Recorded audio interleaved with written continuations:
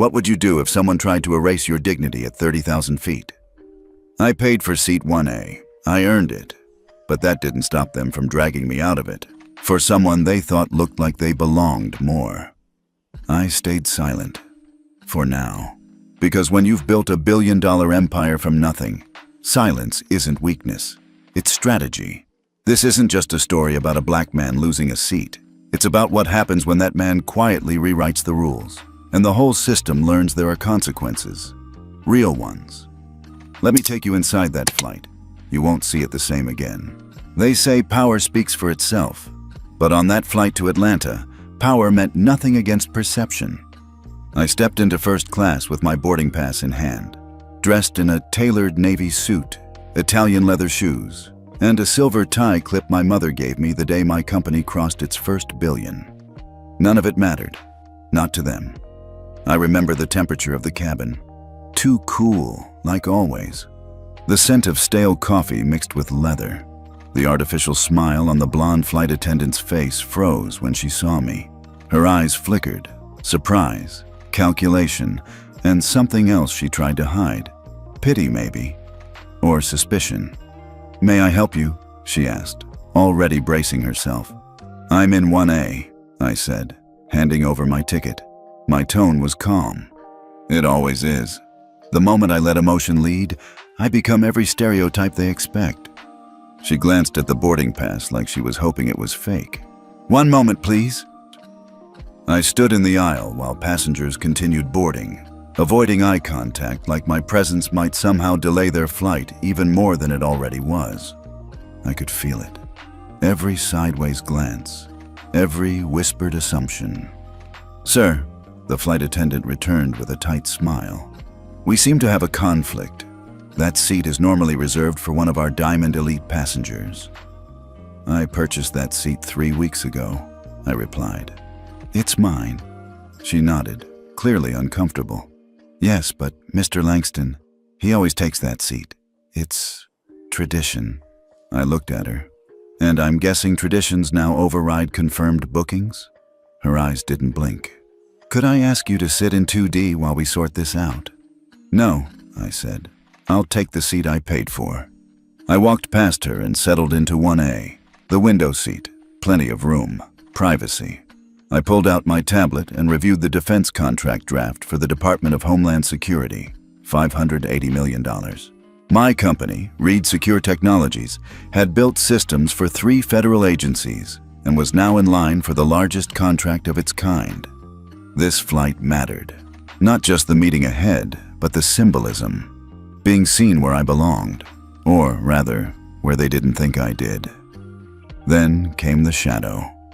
"Excuse me," a man's voice boomed beside me. He wore a charcoal suit, white cuffs slightly frayed, and a face flushed from self-importance. "I think you're in my seat." I didn't look up. "This is 1A. It's assigned to me," he huffed. "I'm Victor Langston. I always sit here. Every week for 5 years. They know that." "Apparently not today," I said, still not looking at him. The flight attendant returned, visibly flustered. "Mr. Langston, we're working on resolving the issue." He cut her off. "There's no issue. This gentleman," he said that word like it was an inconvenience, "needs to move." I looked up then, locking eyes with him. "Sir, I'm not moving." Langston's jaw clenched. "Do you know who I am?" "I don't," I said. "But I know I paid for this seat." He turned to the flight attendant. "This is unacceptable.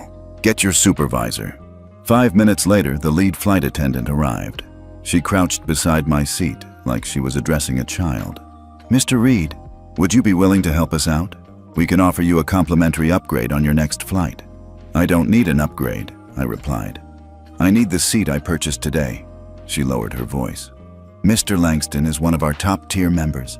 This is really putting us in a difficult position." "That's your problem," I said quietly. "Not mine." By now, the entire first-class cabin had gone silent. No one spoke. No one looked at me. I could feel them trying to disappear into their own seats, their own worlds. When the captain appeared, I wasn't surprised. "Mr. Reed," he said, towering above me. I've been informed you're refusing to cooperate with my crew. I'm sitting in my assigned seat, I replied evenly. I'm cooperating just fine. He didn't ask to see my ticket. He didn't ask what happened. He looked at Langston, then back at me, and made his choice. I'm going to ask you one last time to move, or you'll be removed. It wasn't a request. A dozen thoughts raced through my mind. The contract, the meeting, the cameras, my team, the optics of a black man being dragged off a plane. I took a breath. Fine, I said. Business class it is. I stood slowly, collecting my things with all the dignity I had left. As I walked down the aisle, I met eyes with one passenger, a woman, late 30s, holding her phone slightly tilted. She wasn't texting. She was recording. She didn't smile, didn't nod, just watched me walk by with a gaze sharp as a blade. I didn't know it then, but her quiet decision in that moment would change everything. I sat in seat 6C, cramped, exposed, stripped of the space I'd earned. The attendant brought me water I didn't ask for. The people around me kept their eyes forward.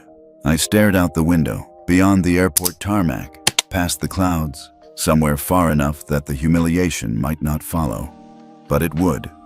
And so would the consequences.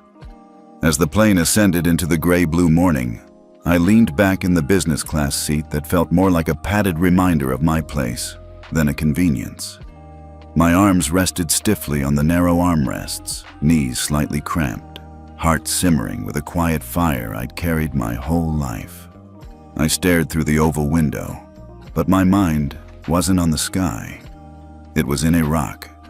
April 2003. Sand. Static. Sirens. Back then, I was 28, enlisted in the U.S. Army as a technical operations specialist. My job wasn't glamorous. Nothing about operating satellite links, decoding enemy comms, or reprogramming damaged drones screamed hero.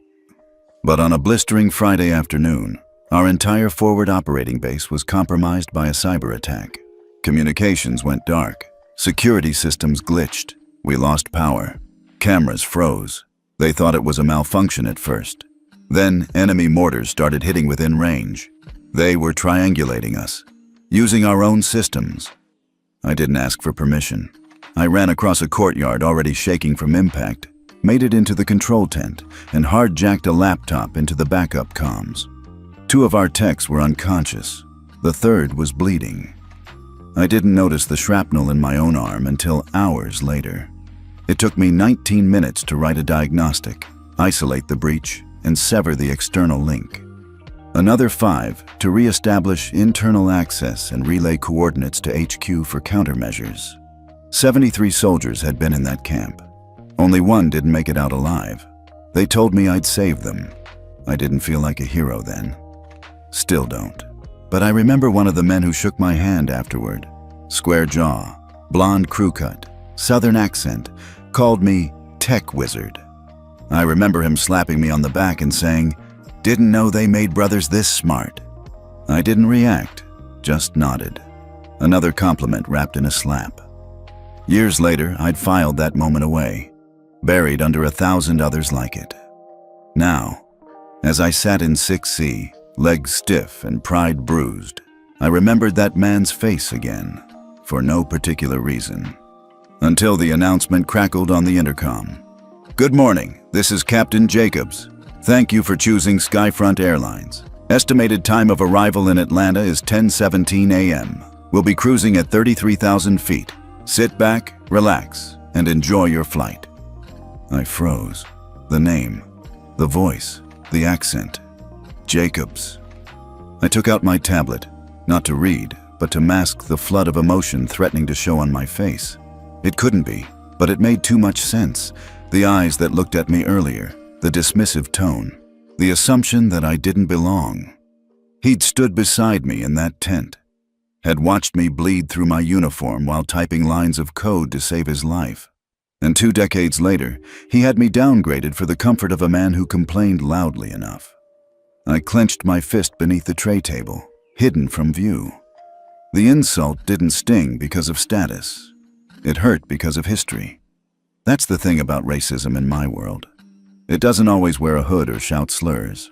Sometimes it wears a uniform, salutes you, thanks you for saving its life, and still can't see you as equal 20 years later.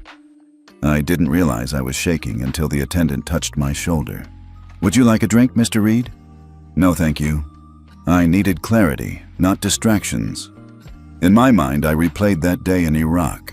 The layout of the base, the fire, the faces. I remembered Jacobs now. He'd been a corporal then. He didn't recognize me today. I had more gray in my beard, my frame broader, my skin perhaps too familiar now among the elite to stand out. But I remembered him, and it made everything worse. He knew what I'd done back then, but none of it mattered in the cabin of a commercial airplane where perception still trumped truth. It's strange, the thoughts that flood you when your dignity's been shaved down publicly. I thought about my father, who died when I was 6, about my mother, who raised me on a janitor's paycheck and nightly affirmations. "Don't ever let them trick you into thinking you're less," she used to say. "You were born enough." I wondered what she'd say now. If she'd tell me walking to 6C was smart, tactical, wise, or if she'd say I should have let them drag me out, make the world see it for what it was. I didn't know what was right, only what I'd chosen. I reached into my breast pocket and touched the folded photo I always carried. Her on the front porch, hand on my shoulder, both of us in our Sunday clothes. Her smile always calmed me, even now. The intercom dinged again. "Ladies and gentlemen, we'll begin our in-flight beverage service shortly." I closed my eyes and breathed slowly, willing the memory of Jacobs back into its box. It would have been easier if he were just a stranger. But somehow, knowing he'd once owed me his life and still dismissed me made the insult feel deeper, more permanent. I didn't need vengeance. Not yet. I needed to remember who I was, not to them, but to myself. I wasn't some random man who got lucky in tech. I wasn't an exception to a rule. I was a product of every scar, every slight, every time someone like Jacob smiled at me while thinking less. They didn't know who I was, but they would. Not because I yelled.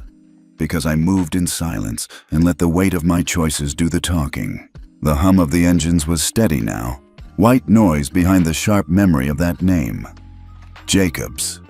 I sat rigid in seat 6C, trying to forget, trying not to feel. It wasn't working.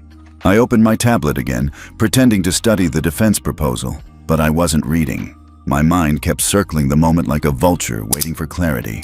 The downgrade, the silence, the betrayal. I didn't expect anyone to defend me. That was learned early. I didn't need anyone to stand up for me. I had long since become my own advocate. Still, silence from those around me felt like a verdict. A confirmation that even in a cabin full of so-called equals, I was invisible. Or worse, unwelcome. Then I saw her. She wasn't in a rush, but she moved with the precise grace that came from discipline. Young, probably late 20s. Uniform crisp, hair pulled into a tight bun. But it was her eyes that caught me. Sharp, almond-shaped, watching me like she knew more than she was letting on. She was standing near the galley, pretending to check inventory, but I could feel her gaze flicking to me again and again.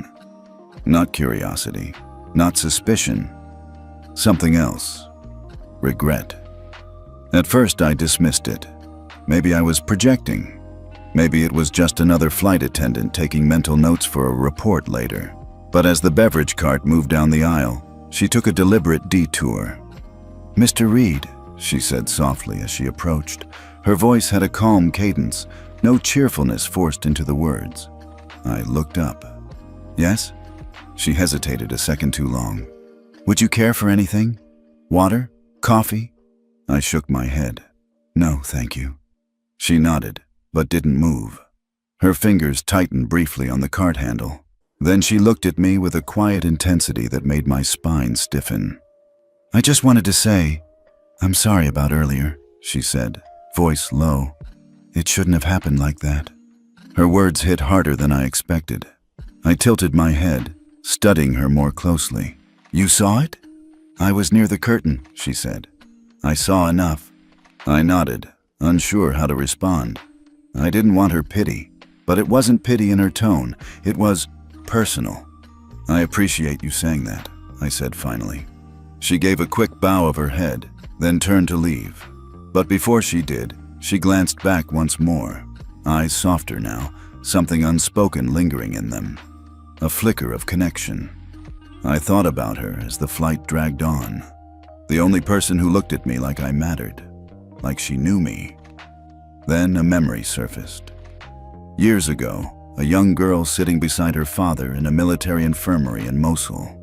He was in a hospital bed, chest wrapped in gauze, IV line taped to his arm. I'd stopped by to check the system integrity after a power failure. The base had just stabilized after a messy attack. The girl had drawn pictures while her father slept. Flowers, clouds, and a small figure in uniform. "Are you the computer soldier?" she'd asked me in halting English. I'd smiled. "I guess you could say that." "My daddy said you saved his camp."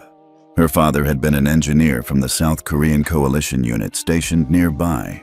His name, Captain Sun Yu-han, wounded during a surprise ambush when their encrypted channel was compromised. I remembered giving her a pack of strawberry gum from my rations. She'd hugged it like a toy. Could it be? No, it was a long shot. A memory fraying at the edges. That little girl would be in her late 20s now, about the same age as the woman who'd spoken to me. I sat with the idea for a while, not wanting to hope too much, not in a place like this.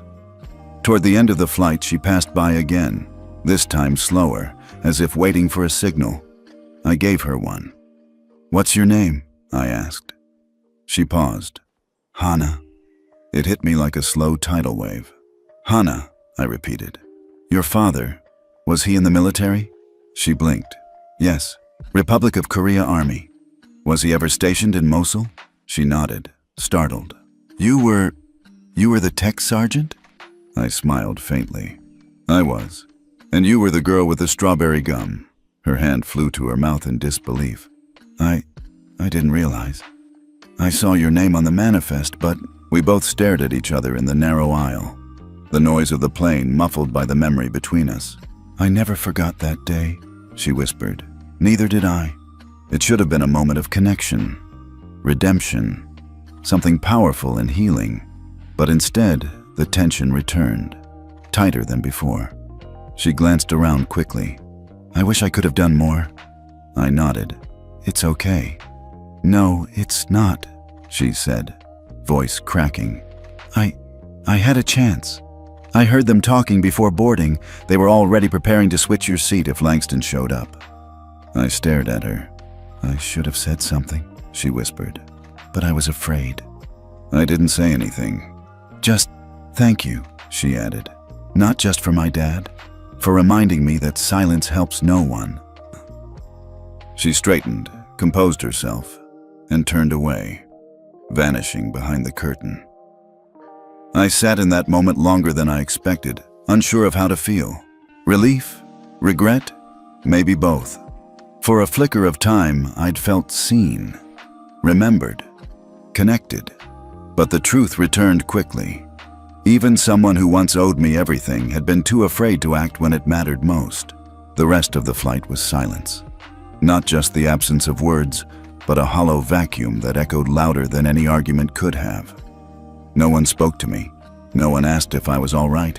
Not the other passengers, not the flight crew, not even Hana, though I knew she wanted to. Her guilt had spoken volumes already. As we cruised at 33,000 feet, I looked around the cabin, at the suits pretending to scroll on phones, at the passive faces buried in newspapers and tablets, at the still air pretending nothing had happened. That's the most dangerous kind of injustice. The quiet kind. The kind that wears a uniform and a smile. The kind that's tolerated because it's delivered politely. I adjusted my watch, then reached into my carry-on for a small black device. It looked like a battery bank, sleek, nondescript. But inside was something far more potent. A custom wireless packet interceptor I designed years ago for a military contract that never saw light. It could scan, clone, and decrypt open Wi-Fi streams within 40 feet, including real-time monitoring of unsecured devices on a shared network. Skyfront's in-flight Wi-Fi had been hacked twice in the past, and they still hadn't upgraded their encryption. Sloppy. I powered it up discreetly beneath the tray table. A small LED blinked once, then went still. Connection established. To the outside world, I looked like a tired executive reviewing a PowerPoint deck. But underneath, I was scanning the digital pulse of everyone in first and business class, including the crew's iPads. Within minutes, I had what I needed. Flight attendants' devices pinged in real time. I wasn't interested in browsing history or messages between flight crew about drink preferences. I was searching for something specific: internal chat logs. Skyfront used a proprietary messaging app called Flightline for intra-crew communication, synced via cloud and mirrored in real time. With a few lines of code and a handshake exploit, I was in. At first, it was banal. Seat arrangements, turbulence warning, a few inappropriate emojis about a crying baby in coach. Then I saw it. A conversation from 2 hours before takeoff, time-stamped and archived. Heather York, cabin lead. Heads up, Langston's on the manifest again. Seat 1A reserved as usual. Thomas, lead FA. Of course, even if it's booked, make it work. Heather, who's in 1A now? Thomas, some Maxwell Reed, never heard of him. Black guy, 50s, probably a business class fluke. Heather, ugh, hope he doesn't make a scene. Thomas, if he does, Captain J has our back, as always. Heather, thank God for Jacobs. Diamond, drama. The air left my lungs. The bile rose before I could swallow it. I read it again, slower. Not because I couldn't believe it, because I could. Every word. This wasn't a misunderstanding. It wasn't about overbooking or miscommunication or policies they'd twisted to excuse behavior. It was deliberate, premeditated. I stared at the chat log, the smiley emojis after black guy, the casual shorthand that turned a customer into a nuisance, the way they treated Langston's comfort like law and my presence like an error. And Captain Jacobs? He wasn't following protocol. He was executing an unspoken pact between staff who'd done this before and would do it again. My fingers trembled as I encrypted and saved the thread. Then I backed it up to 3 cloud vaults and sent a copy to Aisha, my VP of Operations, with the subject line, "Start the file. It's real." I didn't add context. She wouldn't need it. We'd seen enough over the years to know when it was time to move. I leaned back, pulse hammering through my temples. The cabin still buzzed with artificial calm. Langston was probably sipping champagne in my seat, unaware he'd lit the fuse to something bigger than him. I closed my eyes briefly. They didn't know who I was, but soon they'd understand what I could do. This wasn't just about me anymore. It was about the system. The way Skyfront had enabled this behavior, normalized it, protected it. But in their arrogance, they'd forgotten something vital. Power leaves fingerprints, and I was trained to find them. That quiet fire in my chest, the one that had been burning since the moment Heather York asked me to move, now roared hotter. There would be consequences. Not petty revenge, not public outbursts, but deliberate, systemic, irreversible consequences. I watched Hannah walk by again. Her eyes flicked to mine, still heavy with regret. I gave her the faintest nod, not of forgiveness, but understanding. She had seen the machine from inside. She had felt its gears grind down conscience for protocol. She wasn't the enemy, but she was proof that this could no longer be about silent endurance. This would take precision, patience, planning. They had their playbook. Now it was time for mine. By the time the plane touched down in Atlanta, I was no longer just a passenger. I was a man with a mission. The city's skyline loomed through the window as we taxied to the gate. But my thoughts were somewhere else, already pulling strings, rerouting chess pieces, and awakening a protocol I hadn't touched in years. Protocol Red. That was what we called it during our time in the sandbox. Not for emergencies, but for systemic threats. Not for bullets, but for betrayal. It was never about loud retaliation. It was about watching the enemy unravel themselves, one quiet move at a time. As I stepped off the plane, I ignored the stiff smiles from the Skyfront ground crew. The insincere, "Have a nice day, sir," from the flight attendant who wouldn't look me in the eye. I didn't acknowledge Langston as he strutted toward the exit ahead of me like he'd conquered something. Let him have his illusion, for now. Inside the terminal, I dialed a number I hadn't used in years. "Brett," I said as the call connected. "It's time." The man on the other end paused. "Red, full activation." Another beat. "Copy that. Location? Skyfront, Atlanta Hub.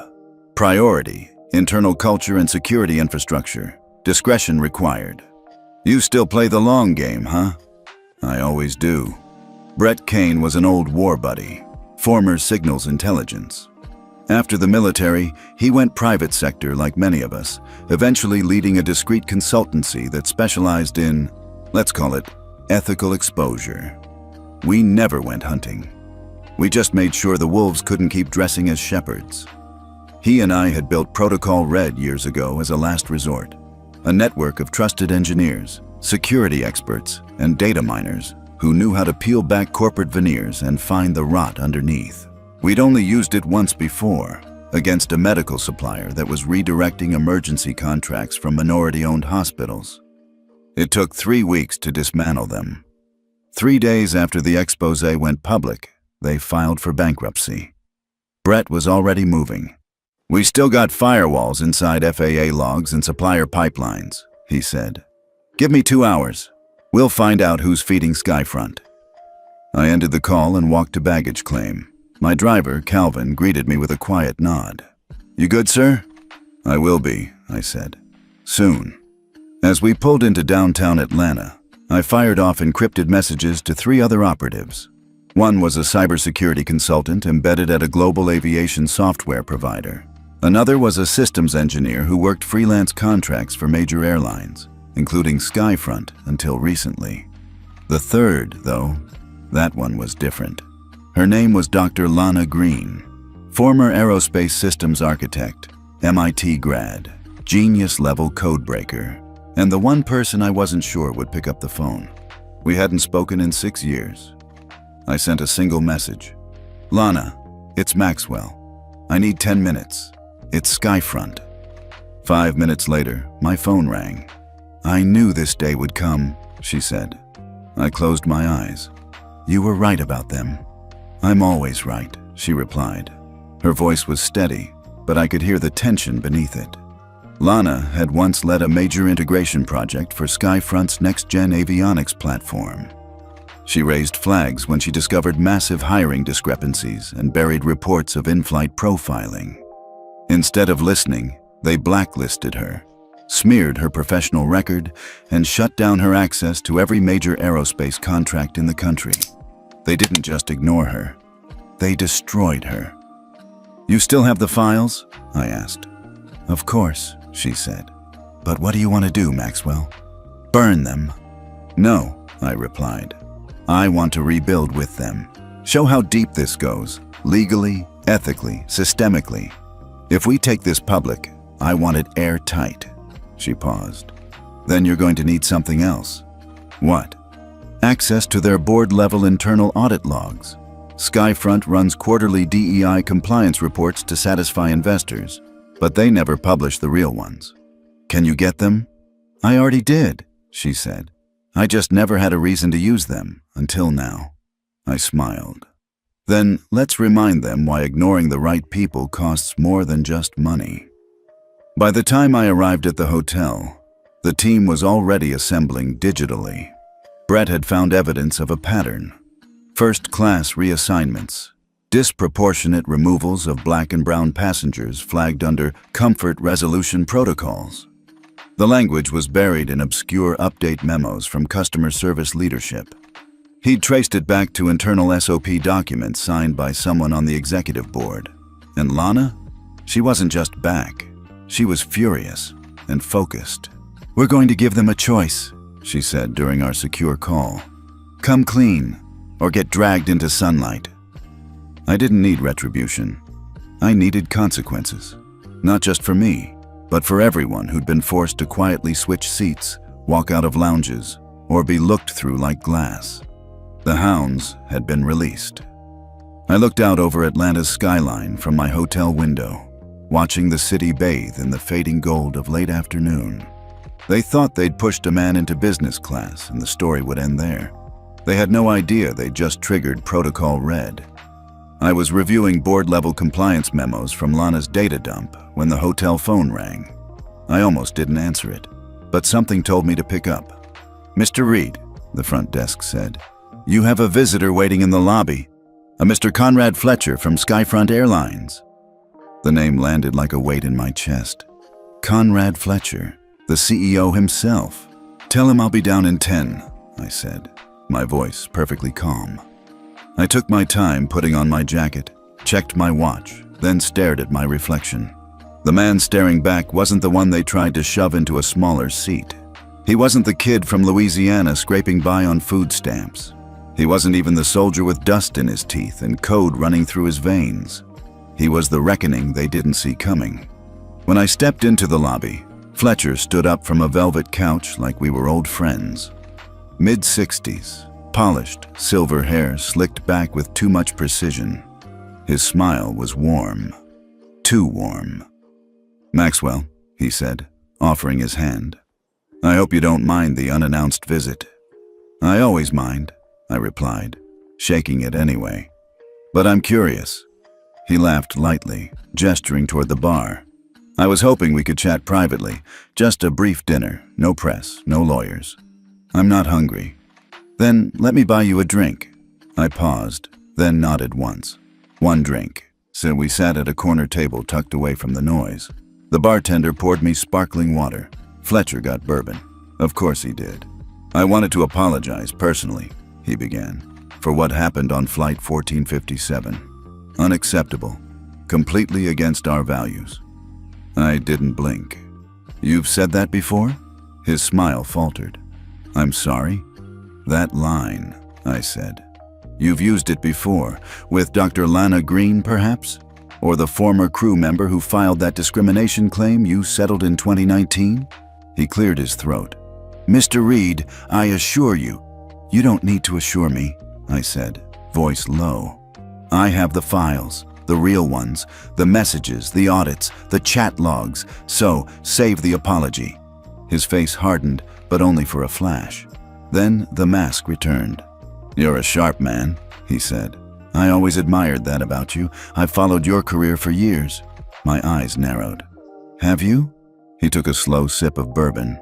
Actually, we met once, a long time ago, but I doubt you'd remember. You were, what, 17? Maybe 18? And that's when it clicked.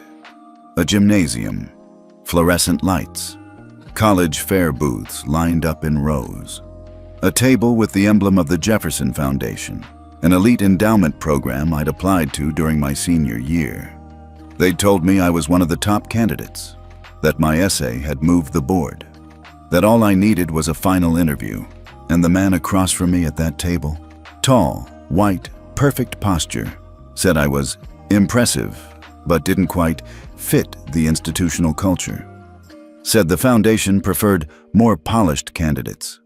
You told me I wasn't a good match, I said aloud. You said I didn't have the refined interpersonal skills to represent your program. Fletcher didn't deny it. That decision changed my life, I continued. I lost the scholarship, couldn't afford tuition, enlisted instead. He sat back.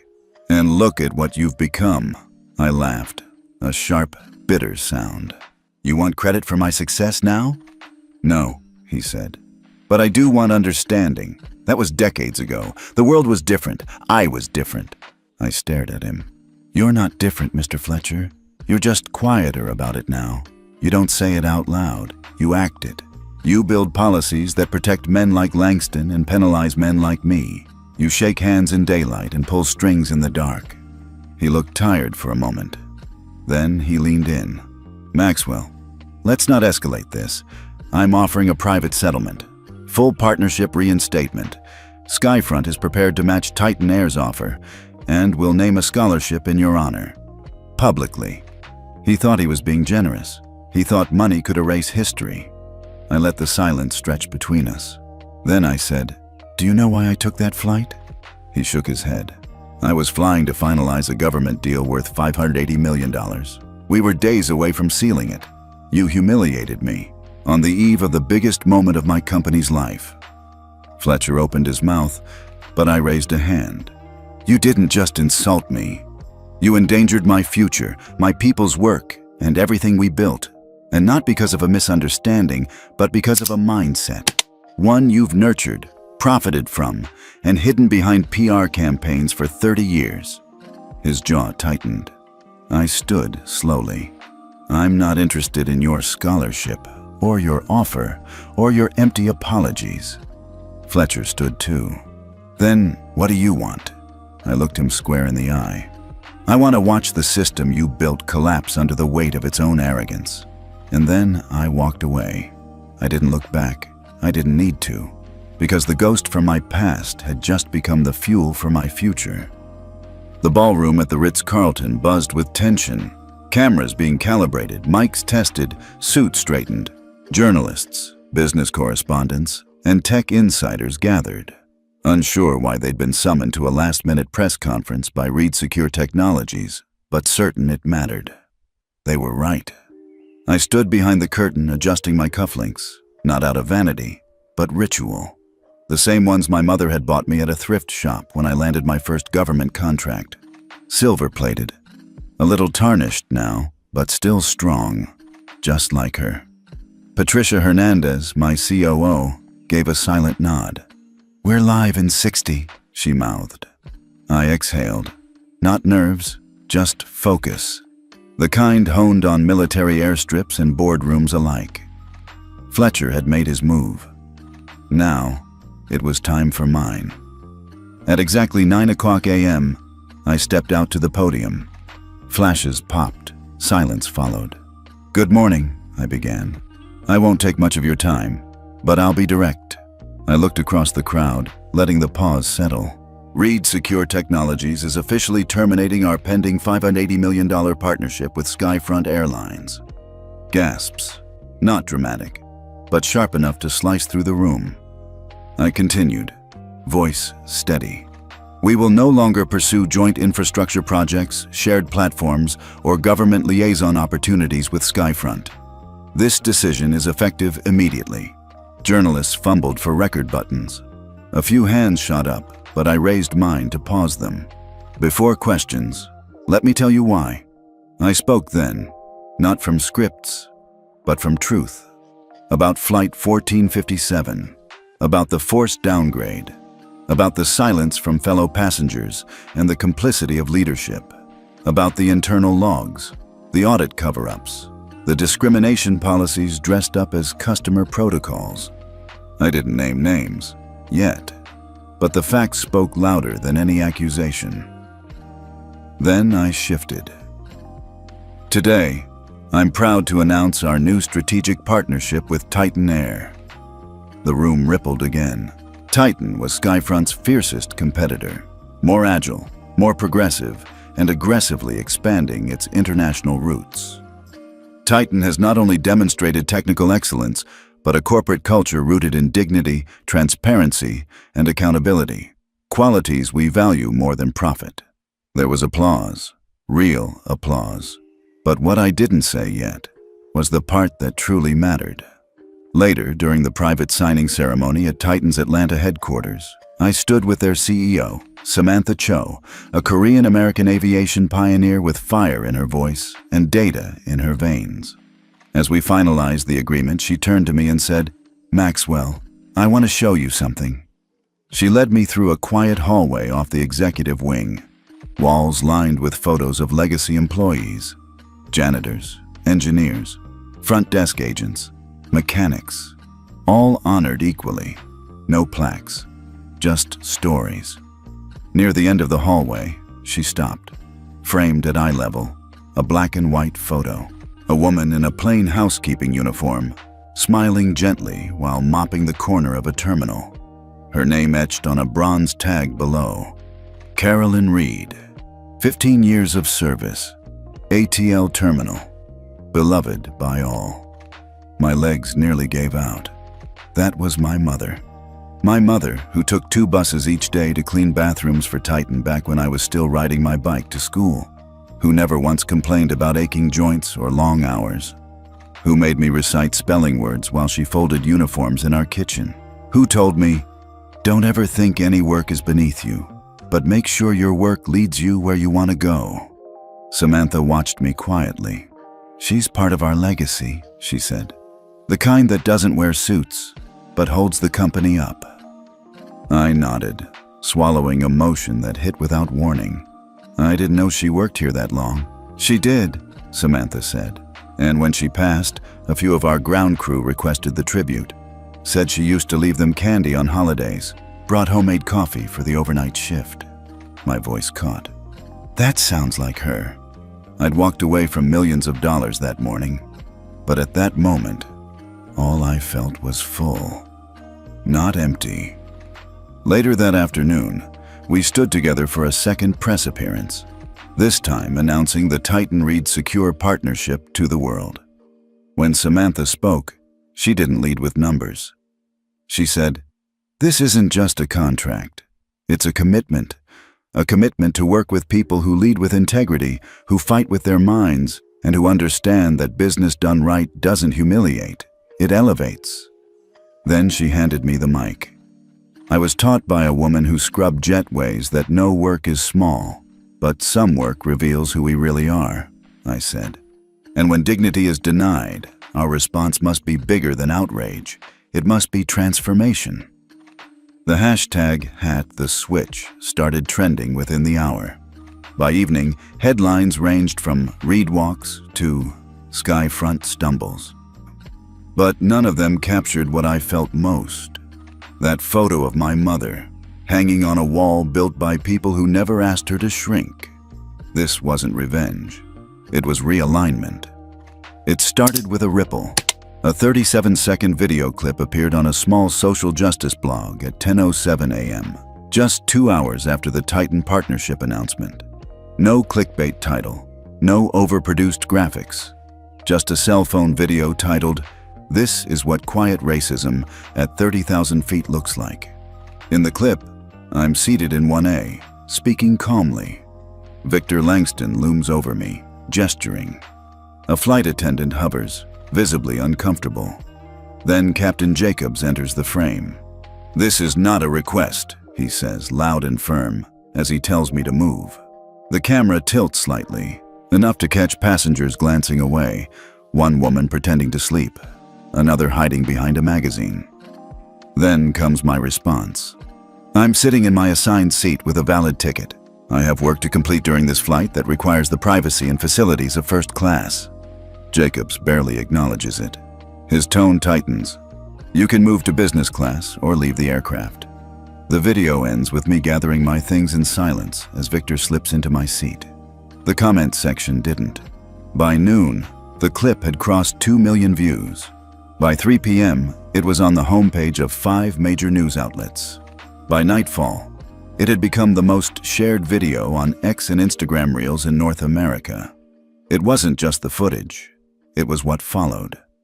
A second post appeared from an anonymous account, this time with redacted screenshots of internal emails. The subject lines matched the ones I'd captured from the Wi-Fi intercept, but these included full names, dates, even chain of command approvals. One in particular hit hard. "Diamond priority, flex seat policy for repeat high-value clients." Translation: if a wealthy white repeat flyer wanted your seat, even if it was legally yours, they found a way to move you, especially if you looked like me. The third leak landed like a hammer. An internal HR report marked "Confidential, do not distribute." It documented termination proceedings against 6 employees, 5 of them Black or Latinx, who had raised complaints about Skyfront's customer profiling protocol. One line was highlighted in the post. "While claims appear sincere, Management determined continued employment would pose a reputational risk. Within hours, that phrase became a meme. A reputational risk, printed on protest signs, tweeted by celebrities, turned into t-shirts, and all of it, none of it, came from me. I hadn't released a single thing.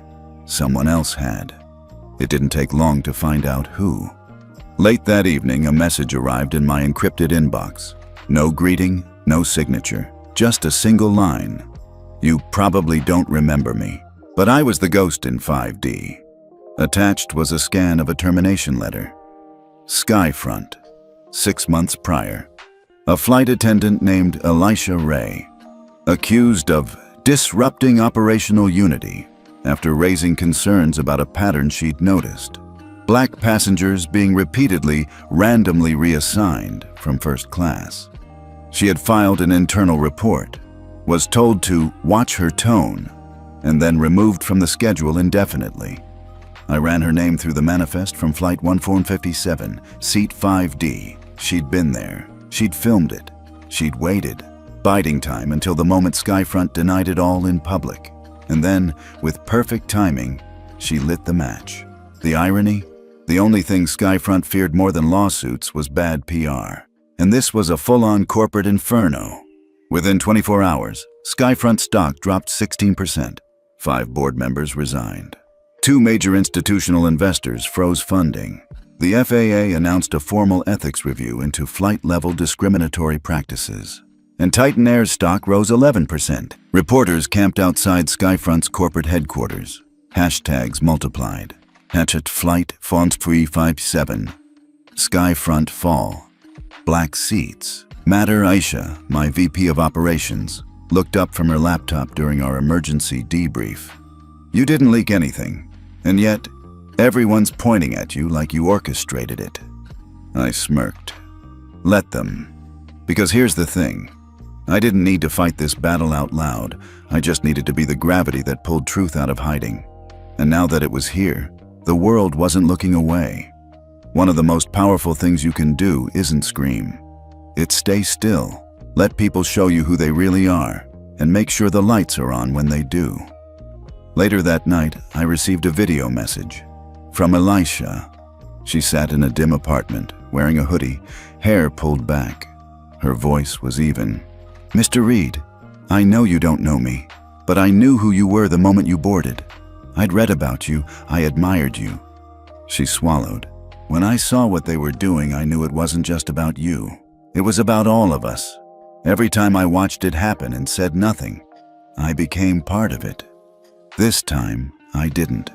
She paused. I'm not asking for anything. I just wanted you to know you weren't alone in that cabin, even if it felt like it. I watched the message twice, then again. Then I saved it. Elisha Ray had done what giants often don't. She used the little power she had to disrupt something far bigger than her, and she'd done it with clarity, not chaos. I sent her a simple reply. Thank you. What you did matters more than you know. By the end of that week, Skyfront's legal department issued a statement filled with all the usual corporate word salad. We regret. We are investigating. We are reviewing policies. No one cared, because the internet had already moved on. To me, the quiet CEO, the one who didn't yell, the one who moved a contract, a stock, and a system, with nothing more than a quiet no, and a community that said, enough.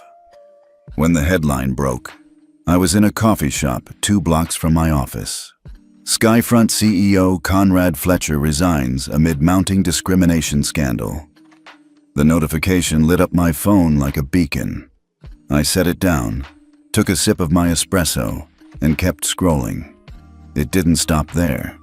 41 Skyfront managers placed on administrative leave following internal audit.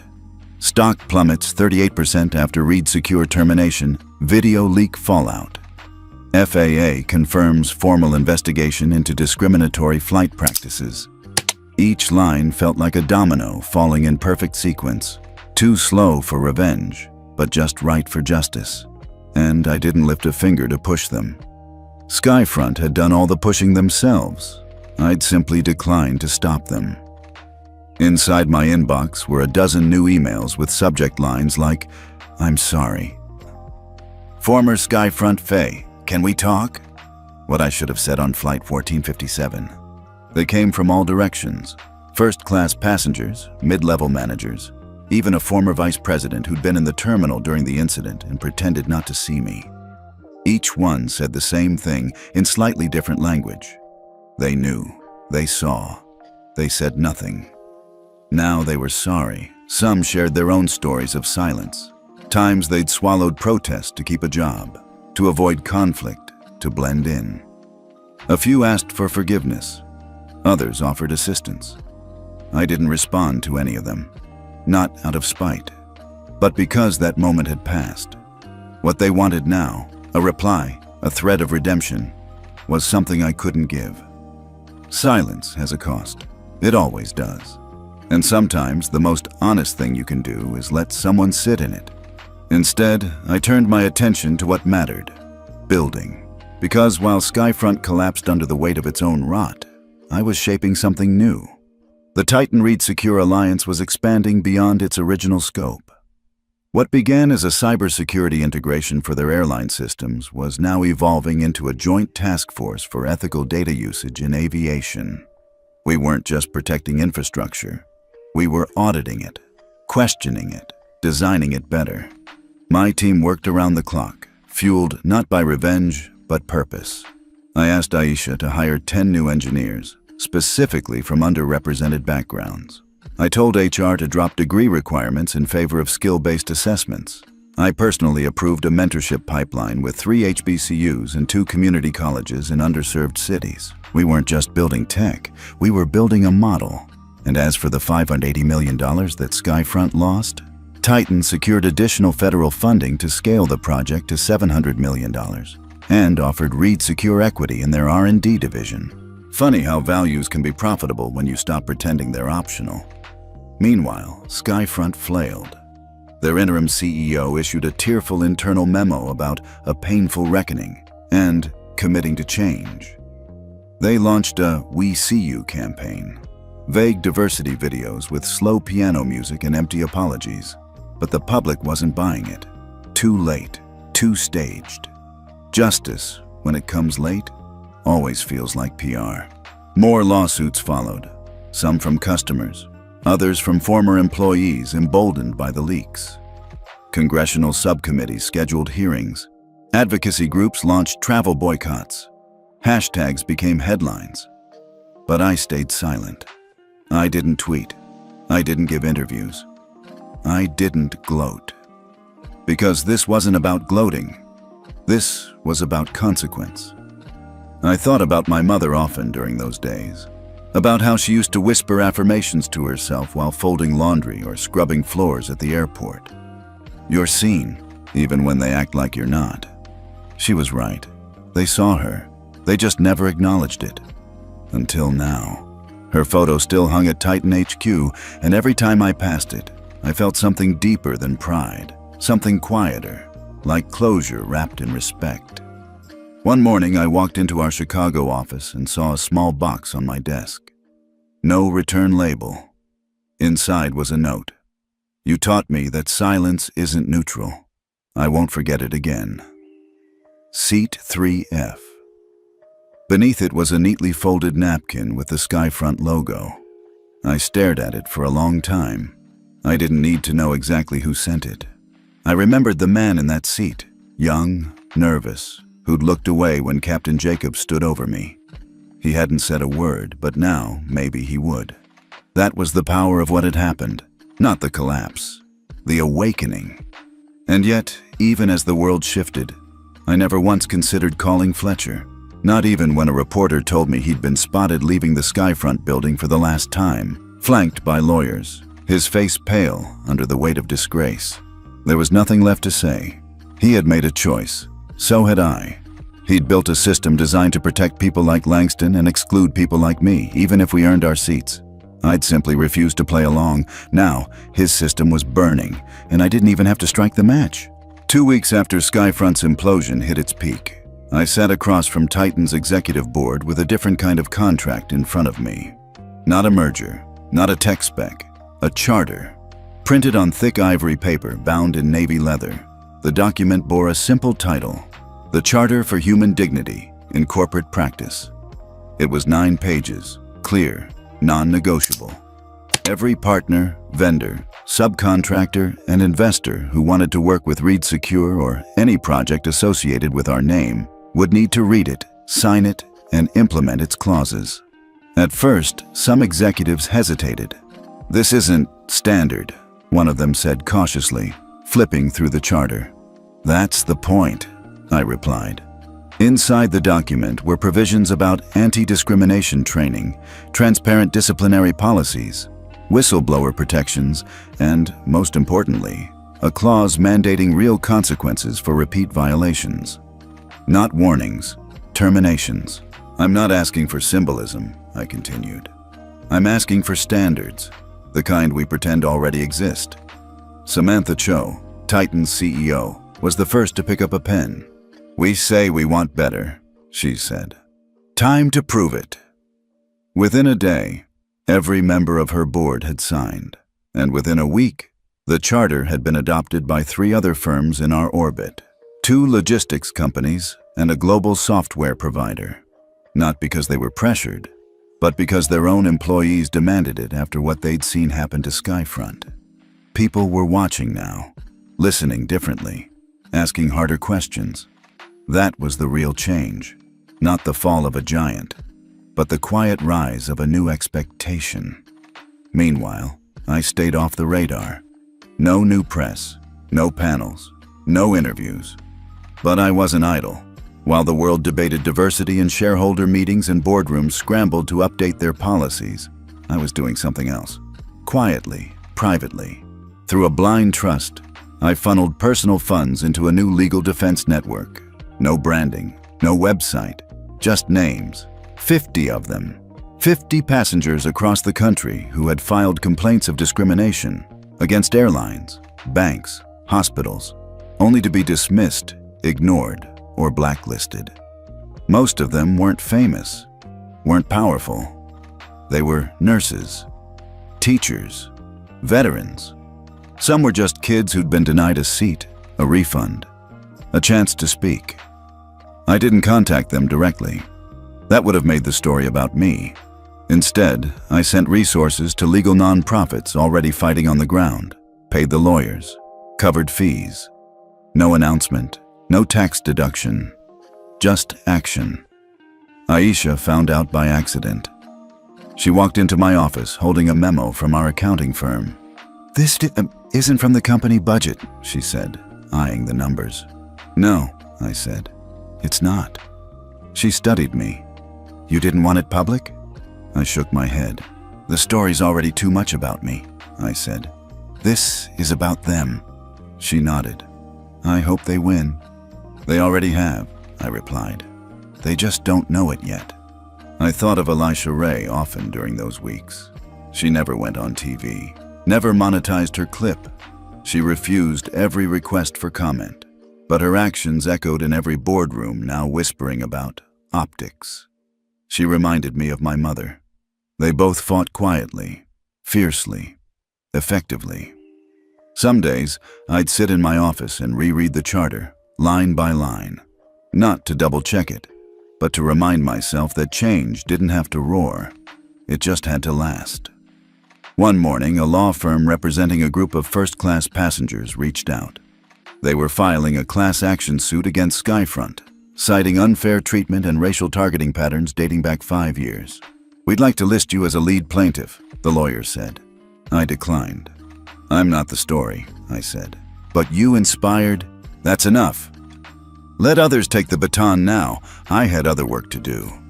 At our next all-hands meeting, I stood before my team, not in a suit, but in jeans and a t-shirt with one word across the chest: accountability.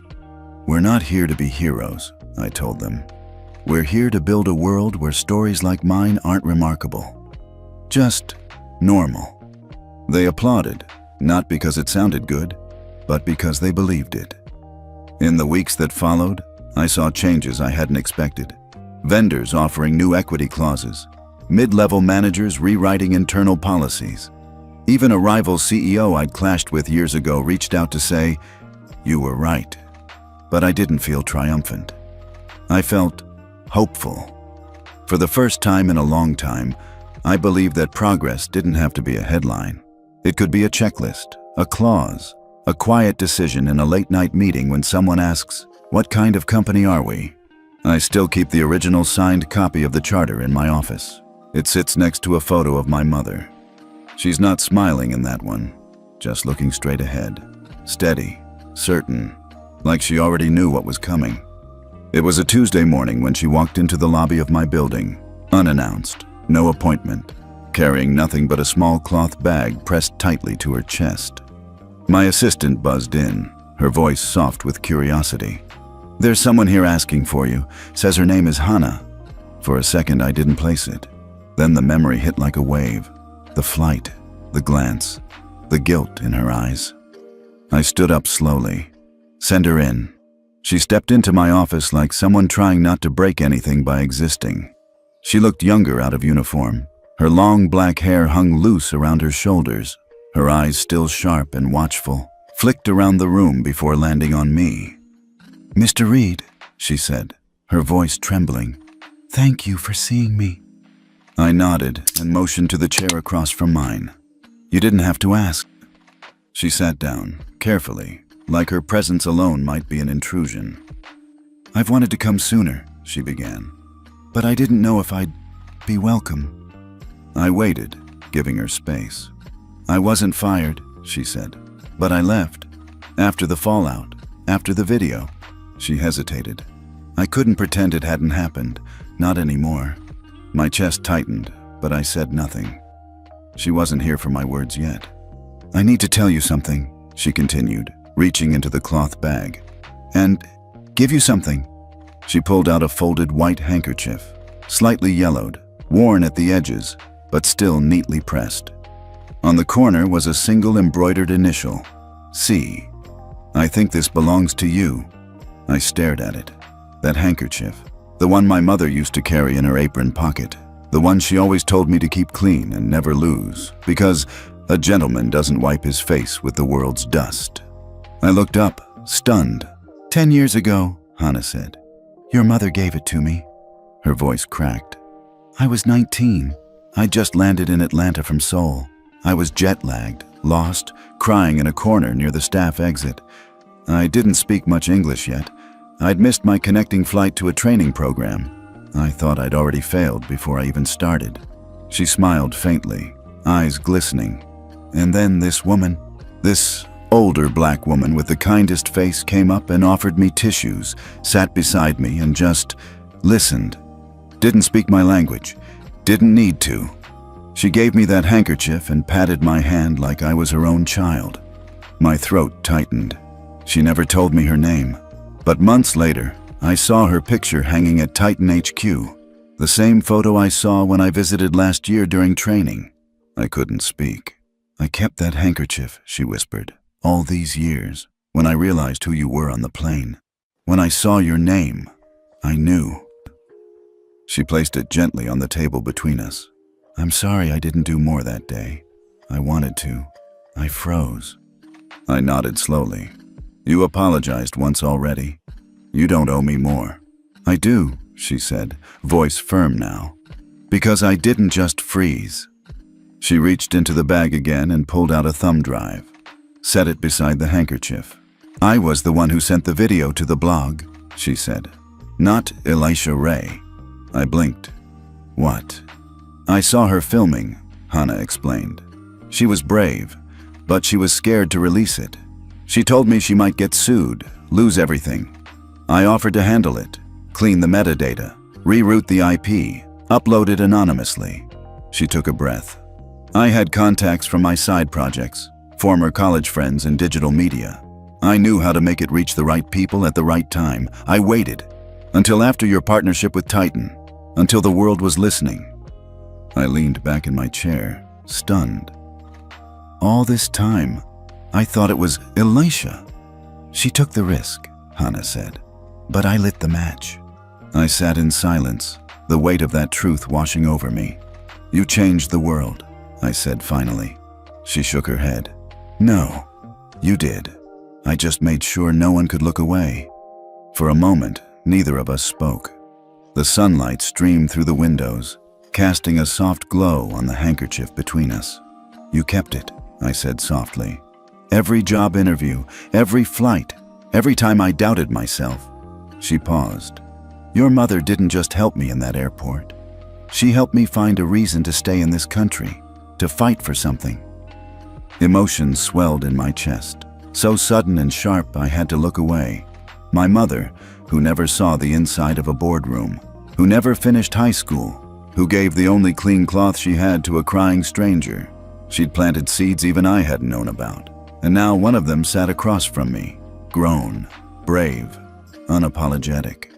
I picked up the handkerchief, held it gently. "She would have liked you," I said.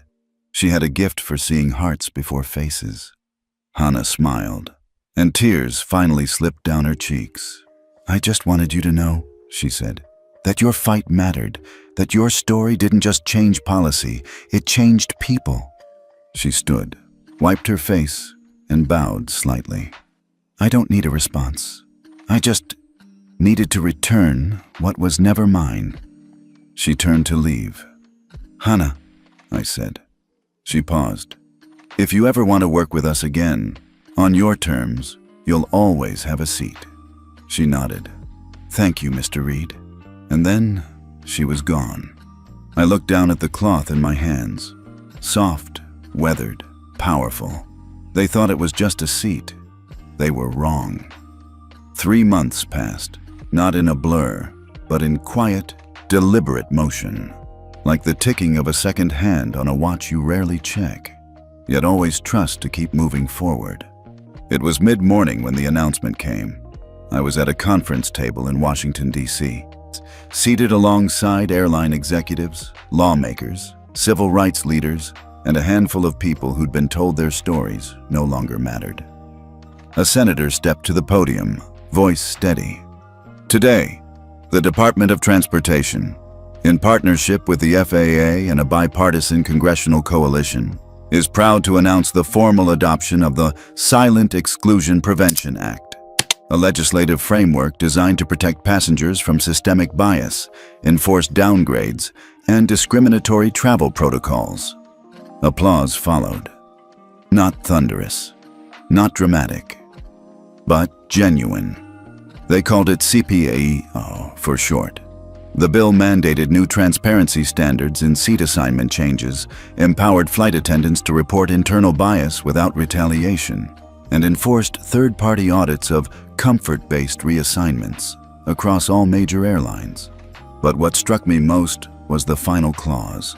Section 9, "No seat shall be reassigned, modified, or downgraded based solely on perception, assumption, or non-policy-related preference, spoken or implied." They didn't use my name. They didn't need to. The world already knew where that clause came from. As cameras flashed and hands were shaken, a journalist leaned in toward me, recorder in hand. "Mr. Reed," she asked, "how does it feel, knowing your experience led to federal reform?" I smiled softly. "It wasn't just my experience," I said. "It was every seat that's ever been taken, quietly." Afterward, I walked out of the Capitol building into a gentle breeze and a blue sky. Spring was pushing its way back into the city. Students laughed on the lawn. Protest signs from a nearby rally leaned against a fence like silent sentinels. I could have called a car, but I chose to walk. There was something grounding in touching the sidewalk, in hearing the rhythm of traffic and the language of everyday life. Later that week, I flew back to Atlanta. Same airline, Titan Air, same time slot, same gate, different feeling. The staff greeted me like any other frequent flyer. No VIP banners, no handshakes, just efficiency, respect. That was what I wanted most. Not worship, just equity. The gate agent scanned my boarding pass. "Seat 1C, Mr. Reed," she said, offering a warm nod. I thanked her and stepped onto the jet bridge. Over the past few months, I'd flown dozens of times. Conferences, contract reviews, new site evaluations. But I always chose the same seat, 1C, not because of legroom or proximity to the galley, but because it had meaning. My mother used to sit in 1C when she worked night shifts, not on the plane, but right outside the gate, on that old faux leather bench near the vending machines. She'd wait there between cleaning rotations, sipping weak coffee, humming gospel under her breath. One night when I was 12, I brought her a sandwich from home. I remember how she smiled, unwrapping it like it was fine cuisine. She told me, "This is the best seat in the house, because from here, I can see the world leave and come back." So now, I take that seat, every time. I sat down, fastened my belt, and opened the small leather folio I carry for every flight. Inside was a single item, the handkerchief Hannah had returned. I didn't carry it for luck.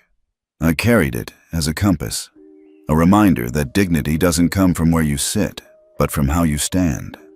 The engines hummed to life, the cabin filled with murmurs and device chimes. The safety briefing began, and I listened. Not because I needed to, but because even habits born in hardship deserve respect. As we lifted into the sky, I thought about all the people I'd never meet who would sit safely now in seats they once feared losing. People who would never know my name, but would benefit from the ripple of what one refusal had created. The revolution wasn't loud. It didn't come with marches or riots. It came in documentation, in clauses, in brave silence followed by purposeful sound. It came in policy, in progress, in quiet revolutions born from very loud injustices. At cruising altitude, the attendant came by. "Mr. Reed," she said, "would you like anything?" "Just water," I replied. She returned moments later, setting down a chilled bottle and a small packet of crackers. Then she smiled. "I like your seat choice," she said.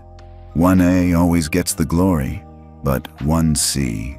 1C's where the real stories begin. I chuckled. "You have no idea." As she walked away, I looked out the window, not from 1A, but just beside it. A view still breathtaking, still mine. And in that moment, I felt something rare in my line of work. Not strategy, not pride, not resolve, peace. Because the war I didn't start, but refused to ignore, had birthed a future where fewer people had to fight it. They'd thought it was just a seat, but it was always more. It was legacy.